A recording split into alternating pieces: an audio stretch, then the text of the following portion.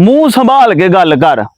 मेहरबानी भाई ओदी वो यह भी कह सकता ही कि बहुत संभाल के गल कर।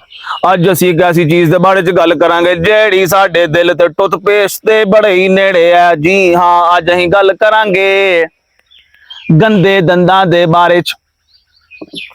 लोग कहंदे ने कि असीं दिहाड़ी च 2 वारी दंद साफ करने आ, पर अगर तुसीं उन्हां दे दंदां कोलों पुछो तो वो आप गवाही देणगे कि झूठा है, झूठा है, जमाने दा झूठा।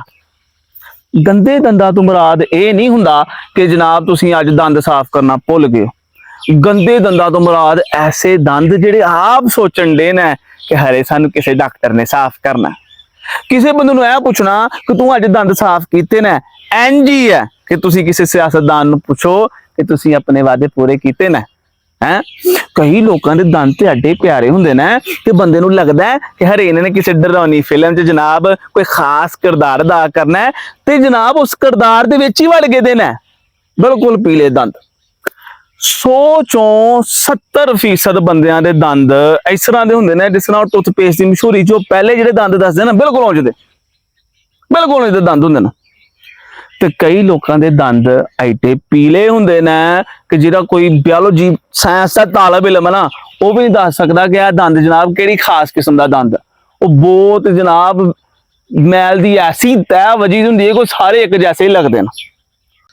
टाइम ट्रैवल ते वक्त खलोन दे बारे च बंदे नूं उस दिन यकीन हो जाता जिस दिन कोई गंदे दंदां वाला बंदा साडे बिल्कुल कन्न दे नेड़े आ कहंदा कि आ तैनूं एक राज दी गल दसां।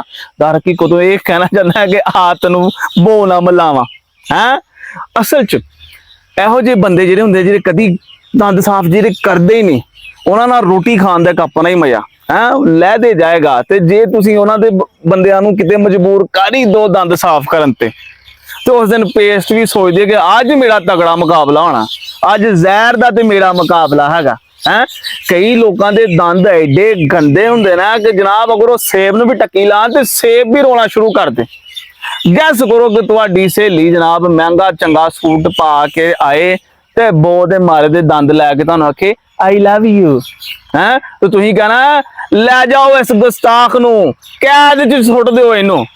तो बंदा सोचता है कि एडा बो वाला I love you, A I love you सुनने तो पहले मैनू वड्डा पेशाब क्यों नहीं आ गया, घट्टो घट मैं बिजी ते हुंदा।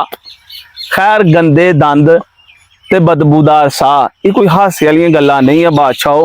टाइम कट के सानू जरूर ब जरूर दंद साफ करने चाहिए ने। और जेरे टाइम कट के दंद साफ करते हैं उन्होंने भाई 21 तोपां दी सलामी।